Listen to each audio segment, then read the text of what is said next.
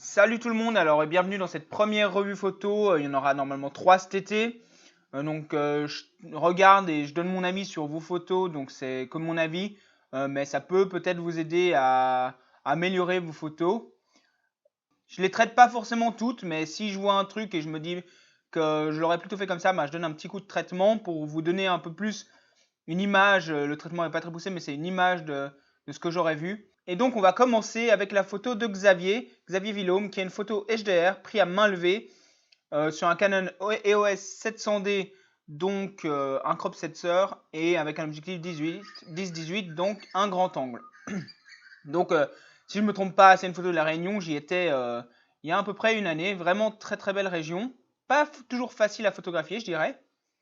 Et donc, au niveau de tes réglages, donc tu étais à main levée. Donc, ce qu'il fallait faire, c'était sûr d'avoir une vitesse suffisante, qui est donc 1 sur ta focale fois le crop sensor. Donc là, environ du 1 sur 10 fois 1,6, donc du 1 sur 16 mm. Tu as 1,40. Bon, ça, c'est les exifs d'une des photos de HDR. Donc, j'imagine que la photo la plus sombre, elle a dû tomber un peu en lumière, enfin en vitesse, mais, euh, mais je pense que c'était toujours au-dessus parce que ta photo est nette, donc le main levée n'était pas un problème, surtout que tu as pu rester à ISO 100 pour garder une bonne qualité. F14, tu as une bonne profondeur de champ, donc on a ton premier plan avec tes fleurs qui sont nettes et au fond les montagnes qui le sont aussi, donc ça c'est nickel. Le main levée ici ne me dérange pas, même si dans l'idée je préfère avoir un trépied. Donc qu'est-ce que tu as voulu faire ici? C'est relativement pas facile. C'est tu as une petite trouée dans la forêt et tu as une belle vue sur les montagnes, donc tu as voulu montrer tout ça. Donc en fait, je vais directement te montrer moi ce que j'ai fait. J'ai pas fait grand chose parce qu'il n'y avait pas grand chose à faire. Juste donner un petit coup de boost dans le ciel, dans les bleus, parce que je le trouvais, si on revient sur la photo, un petit peu pâle, une photo un peu palote. Bon, on pourrait baisser un peu les verts. Ici, peut-être les verts sont un peu trop saturés. Et en fait, tu vois, sur le coin en haut à gauche, surtout, j'ai croppé pour enlever cette bout de branche. Parce qu'en fait, c'est bien de vouloir encadrer comme donc c'est bien de vouloir encadrer comme ça ton sujet, mais ici, je trouve que c'est pas assez à la limite. Et il me gêne un petit peu ce bout de branche qui vient ici couper en plus tes montagnes par là. Donc je l'ai coupé comme ça. Donc sinon, c'est pas si mal. Je pense que j'ai pas fait grand chose d'autre. Peut-être ce que j'aurais fait, c'est essayer de me décaler légèrement pour que cette plante-là, en fait, c'est ton premier plan, c'est vraiment cette fleur-là. L'idéal, ça aurait été qu'elle coupe. Alors, faut pas qu'elle coupe ces montagnes-là, pas trop à gauche, mais il faudrait réussir à faire qu'elle se détache un petit peu plus de ce qu'il y a à droite, même si c'est déjà pas trop mal. Donc voilà, pas grand-chose, mais c'est une photo qui me plaît bien. Donc maintenant, on passe à la photo de Franck Albert, donc la mer de glace à Chamonix. J'ai toujours voulu y aller, j'ai jamais réussi à y aller. Justement, je voulais aller faire des photos de voie lactée là-bas, mais j'y suis jamais allé. Donc déjà, tu es sur un 5D Mark III avec un 24-105 mm, donc un objectif kit, je crois, qui ouvre à f4. C'est pour ça que tu es à ton ouverture la plus grande f4 pour pouvoir le plus de lumière. Tu fais un ISO 3200. Ce qui est bien, surtout dans les conditions là, tu n'as pas besoin de plus. 24 mm, donc tu es au plus grand, au plus large que tu peux prendre ta photo et tu es à 25 secondes. Et donc, c'est les 25 secondes qui ici sont légèrement problématiques parce qu'en fait, quand on prend une photo d'étoile comme ça, pendant le temps de pause, l'étoile elle bouge et donc elle peut laisser une traînée sur la photo.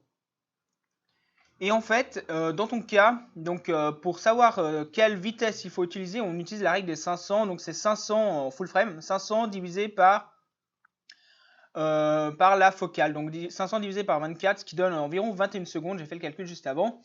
Et donc c'est une vitesse qu'il ne faudrait pas dépasser. Et donc toi, tu es légèrement dessus à 25 secondes, ce qui fait que déjà, on peut voir que tes étoiles ne sont pas des points nets, mais sont des légers traits.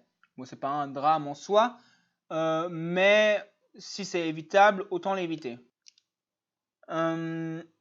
Ensuite, donc en gardant ta photo, le deuxième truc que j'aurais dit, c'est que tu aurais dû stacker tes photos. Déjà, je la trouve un peu sous-exposée, donc moi je l'ai réajustée un peu comme ça. Bon là, elle est sûrement trop.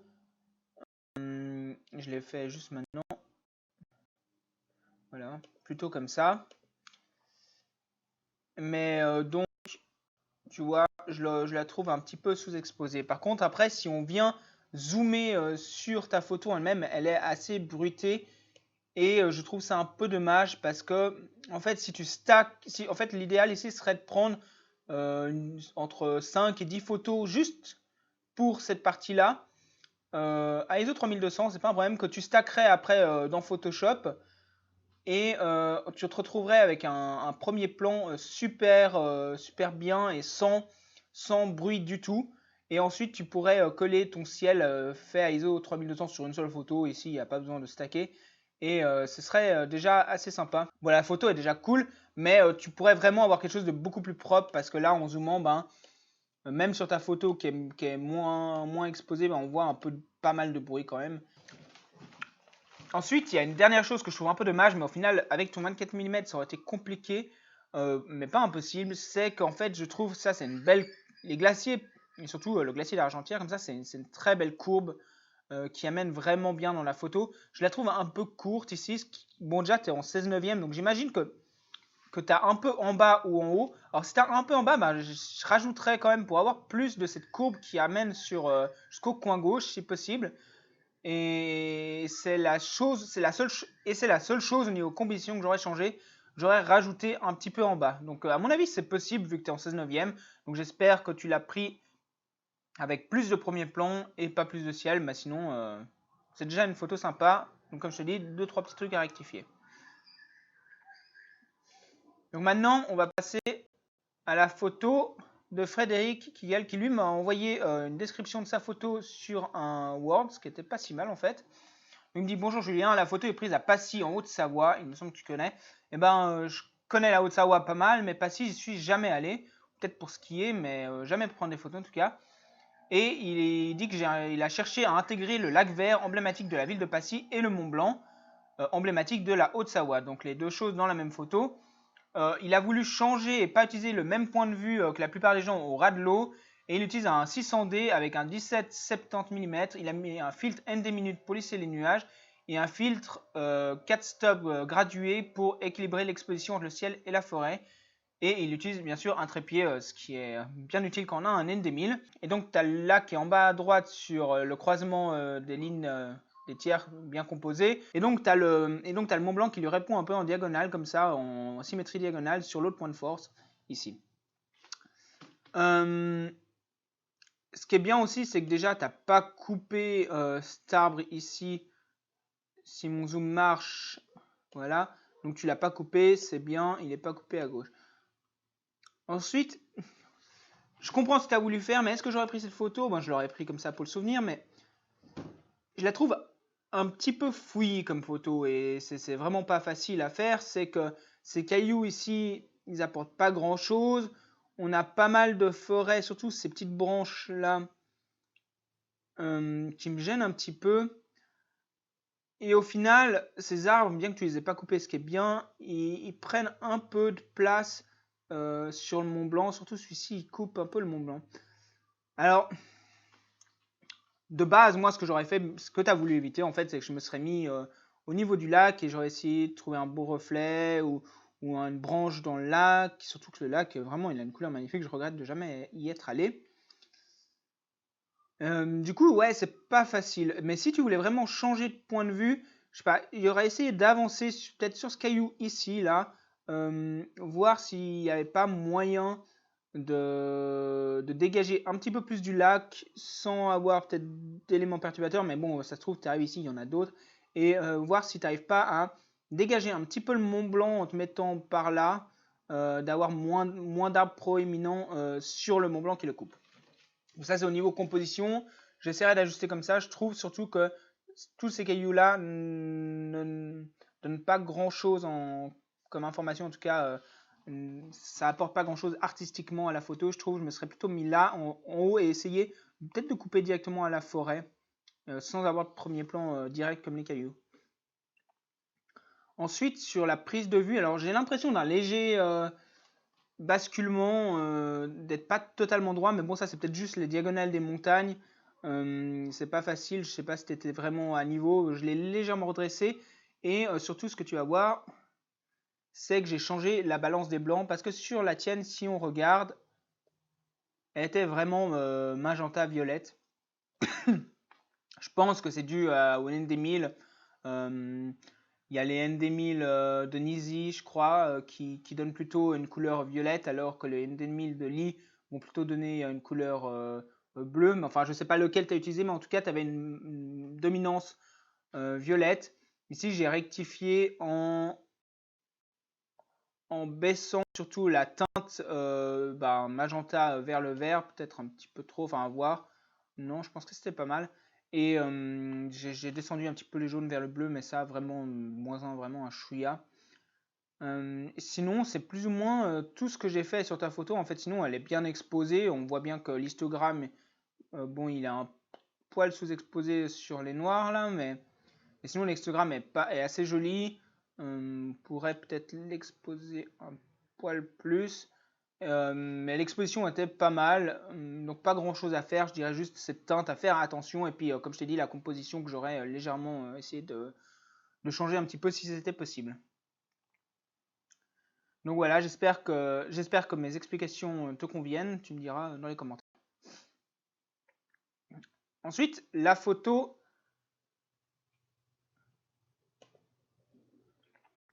Ensuite, la photo de Vincent Cogaigne, qui est le portrait d'une chouette, donc à ISO 640, 190 mm, f5.6 et 1 1250e de seconde. Donc pour moi, la photo, elle est vraiment parfaite comme ça. J'aime beaucoup le cadrage centré. Le cadrage centré me plaît beaucoup. Faible profondeur de champ, mais l'animal est complètement net et donc on a un super bokeh d'arrière-plan. Ensuite, bon ben, je pense pas me tromper en disant qu'à 190 mm, bah t'étais pas avec un animal sauvage, ou si c'était le cas, ben t'as eu sacrément du pot. Mais si c'est pas le cas, la photo est très belle, mais je trouve que moi, j'ai toujours eu un peu de mal avec les photos d'animaux pas sauvages. Non pas que je pense que c'est un bon moyen.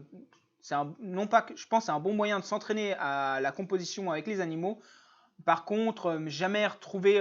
Tu retrouves pas en fait la même satisfaction à prendre la photo, je trouve.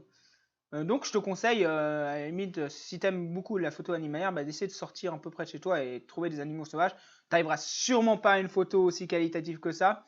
Moi en tout cas, ça m'est jamais arrivé, je pense, d'avoir une photo aussi réussie que celle-ci dans la nature. Mais par contre, je pense que tu auras des sensations assez incroyables qui peuvent t'arriver. Bon, ça se trouve, c'est déjà le cas, tu en fais souvent. Et celle-ci, c'était juste pour avoir un avis sur cette photo. Donc moi j'aime beaucoup, on dit pas trop centrer le sujet, mais ici ça me plaît bien avec cet animal qui est assez symétrique, bien qu'ici il n'ait pas l'oreille relevée. Je dirais que la seule chose que j'aurais légèrement pu changer, si possible, c'est que j'aime pas trop cette partie de l'arrière-plan qui n'est pas homogène avec le reste. Donc est-ce qu'il y avait moyen de... Bon, l'animal était posé dans cette direction, mais s'il se décalait un peu à un moment, tournait légèrement, peut-être ici je vois que le vert monte plus haut, essayer d'avoir peut-être du vert sur la droite et pouvoir avoir un vert complètement uni, ou à la limite, je ne sais même pas si ça pourrait changer, à la limite ça dans Photoshop, pour avoir le vert un peu partout. J'aime moins cette petite partie, mais c'est la seule chose techniquement qui me gênait un peu, et au moins ça coupe pas vraiment avec l'animal. C'est vraiment bien qu'au moins cette ligne verte ne soit pas genre ici. Là ça m'aurait vraiment dérangé. Mais sinon, très très très très belle photo. Maintenant essaye de voir un peu ça dans la nature. Et donc voilà une photo de Véronique Faux qui me donne donc sa description. Il y a 4 semaines, j'ai fait cette photo en Haute-Garonne au bord d'un lac. Il pleuvait, j'ai aimé le côté très isolé de la maison. Et c'est ce que je voulais faire ressortir avec le cadrage. J'ai souvent beaucoup de problèmes pour exposer correctement quand les ciels sont nuageux. Si je fais le focus sur le ciel, mon premier plan est complètement bouché. Et si je ne fais pas le focus sur le premier plan, c'est mon ciel qui est cramé. Je manque cruellement d'expérience dans ce domaine. Bon, bah déjà au niveau exposition, ce que j'ai l'impression, c'est que ta photo, elle n'est pas du tout cramée ni du tout bouchée. Donc tu t'en es bien sorti. regarde ici, on peut voir donc ton histogramme qui ne touche vraiment pas la droite ou pas la gauche, donc tu es ni cramé ni bouché. Si tu as des problèmes dans ce cas-là, je te conseille de faire un HDR, surtout si tu as un trépied. Comme ça, tu peux augmenter ta plage dynamique et rattraper tes blancs ou ton bouché. Voilà, mais au final, t'as pas tant de problèmes que ça sur ton exposition sur cette photo. Alors, je vois bien ce que tu veux dire par cette maison isolée. Elle est assez sympa. Et ensuite, ce qui est beau, j'aime bien, c'est ces lignes diagonales qui s'entrecoupent ici, surtout. On a encore une troisième ligne diagonale ici. Donc, j'aime bien cette succession de lignes diagonales et la maison. Ce que j'aime moins, c'est surtout en fait cette bande d'eau qui ajoute pas grand chose, je trouve, à la photo. Et à la limite, le bord en terre et le muret ici, j'en suis pas très très fan. Et à la limite, si tu veux montrer le côté isolé de cette maison,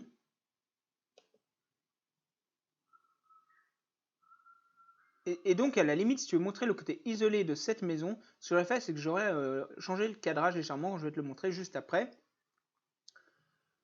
Je voulais juste vérifier tes exifs. Donc on est à 106 mm, 1/4 centième de seconde. Donc là, tu as une vitesse de sécurité si tu es à main levée qui est suffisante. Et ensuite, tu es à ISO 800. Donc moi, j'aurais baissé mes ISO à ISO 100 si possible. Mais donc ça t'aurait fait baisser ta vitesse. Et donc tu aurais dû sûrement être sur trépied. Coco, tu as encore un peu de marge. Donc tu aurais pu baisser un peu tes ISO en tout cas. Même si la photo reste très propre. Et F11, donc tu as une bonne profondeur de champ, donc là, aucun problème sur toute la photo. Donc comme je disais, je changerai un petit peu le cadrage. Et après, c'est au niveau, ce genre de photo en fait en ciel un peu comme ça, nuageux. Je suis pas méga fan des verts. Ça c'est peut-être personnellement, mais ce que j'aurais fait, c'est que je la passerai en noir et blanc, assez contrasté, pour faire ressortir bien ces arbres un peu plus noirs et les autres plus clairs, et surtout cette bande blanche là-haut. Donc je te montre ce que ça donne pour moi. Donc moi, c'est ce que je ressors de ta photo. Donc tu vois, j'ai bien coupé en bas pour éviter d'avoir des arbres à moitié coupés. Donc j'ai bien coupé. Et je suis passé sur un noir et blanc très contrasté. Et donc j'ai gardé cette maison qui est bien posée sur un point de force de la règle des tiers en bas à droite ici. Et j'ai gardé surtout ces deux diagonales en haut à gauche. Donc je l'ai bien contrasté. Donc si tu vois, j'ai vraiment monté les blancs pour que la maison ressorte bien, et aussi cette brume. Elle est très blanche, mais elle n'est pas cramée, si tu peux le voir ici. Et donc j'ai baissé mes noirs relativement assez fort pour que ces arbres ressortent bien. Donc moi je l'aime, en fait cette photo je l'aime beaucoup comme ça. C'est comme ça que je l'aurais traité, c'est comme ça que je l'aurais prise aussi. Donc dis-moi ce que tu en penses. Est-ce que tu aimes cette version? Pour la suivante, c'est une photo de Evan Ster. Je ne sais pas si je le prononce très bien, désolé. Donc un ragondin sur un tronc. Donc tu es à ISO 3200, donc j'imagine qu'il n'y avait pas beaucoup de lumière, parce que tu es à 600 mm f6.3, donc je connais bien ces problématiques. Il y avait, je pense, vraiment pas beaucoup de lumière, ce qui amène aussi donc des ISO forts, mais aussi une vitesse relativement basse, 1 sur 100, une vitesse relativement basse, 1 sur 160e de seconde. Donc je vais aller voir si tu étais en full frame ou pas. Non, tu étais en crop sensor ES700D. Donc théoriquement, une vitesse de sécurité, donc ce serait théoriquement une vitesse de sécurité, pour une photo totalement nette, ce serait 1 sur la focale fois le crop sensor, donc environ 1 sur du 9 centième de seconde. Bon, bien sûr, tu as sûrement, je ne sais pas quel modèle tu as d'objectif, est-ce que je peux le voir? Tamron 150-600. Est-ce que je peux voir si c'est le modèle 1?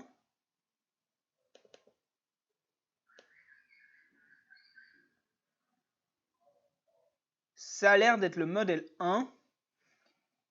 Et du coup, vu que je connais bien l'objectif, je sais que ta vitesse était beaucoup trop basse. Moi, je descends rarement au-dessous de 1/500e de seconde. pour avoir une photo nette. Bon, ce serait possible, limite. Et si tu es sur trépied, alors là, tu peux, je pense que ce serait possible qu'elle soit nette à ce moment-là. Mais j'imagine que tu ne l'étais pas. Parce qu'en fait, c'est la chose la plus dommage sur ta photo, c'est qu'elle est vraiment pas très très nette. À la limite, le ISO 3200, bon, en fait, j'imagine que vu qu'il n'y a pas beaucoup de grains, tu as dû aussi beaucoup faire la correction de bruit et que donc ça a encore à jouer cette action, ça a encore rajouté à cette impression de pas net. Donc je sais pas les deux. Est-ce que tu as, à mon avis, la vitesse était trop basse, mais tu as aussi fait trop de traitement sur le bruit. À la limite, je préfère une photo bien bruitée, mais où l'animal est net. Je préférerais comme ça. Donc soit faut augmenter ta vitesse, mais tu auras une photo plus sombre aussi, parce que les ISO, il faudrait peut-être les passer à 6400, augmenter un peu ta vitesse. Et ouais, c'est pas si simple, hein. C'est vraiment des photos, je pense, dans des conditions difficiles. Donc là, l'idéal serait d'avoir un trépied. Je le fais rarement, mais là, j'en aurais utilisé un. Pas tellement le choix, je dirais. Et donc, je pense que tu as fait trop de traitement de correction du bruit sur ta photo. Sinon, le cadrage est pas si mal. L'arbre en diagonale. Je trouve un peu, heureusement, dommage que. Heureusement, il coupe pas, mais je trouve un peu le ragondin un peu encastré, un peu coincé entre les branches, mais c'est pas si mal. Je l'aurais peut-être, si possible, j'aurais bien aimé qu'il soit tourné dans l'autre sens et j'aurais peut-être coupé autrement la photo. Mais dans ce cas, il fallait vraiment attendre au moins que ça coupe pas, et c'est l'essentiel. Et j'aime beaucoup le blanc de ces moustaches qui ressortent comme ça. Donc voilà, une photo pas parfaite, mais vraiment très compliquée à traiter. Bon, moi, ce que j'aurais fait, en fait, c'est j'aime pas trop les couleurs verdâtres, c'est pas mon truc favori, avec le brun comme ça. Donc ce que j'aurais fait, c'est que je l'aurais passé en noir et blanc aussi, surtout que là, même si tu avais du grain, en fait, je trouve que si tu avais moins enlevé le bruit, le grain, je trouve que ça passe bien en noir et blanc. Donc je l'aurais juste passé en noir et blanc plus contrasté. Là, peut-être la garder avec plus de bruit, peut-être qu'elle est un peu plus nette. Et puis c'est tout ce que j'aurais fait sur cette photo. Ouais, je sais. Mes conseils sont pas forcément très. Mes conseils vont pas forcément énormément t'aider, mais c'est vrai que dans ces conditions difficiles, c'est difficile de faire une très belle photo. À part le trépied, là, je vois pas trop comment tu aurais pu t'en sortir pour faire quelque chose de plus qualitatif. Et donc, pour la dernière photo, on va rester dans de la photo animalière.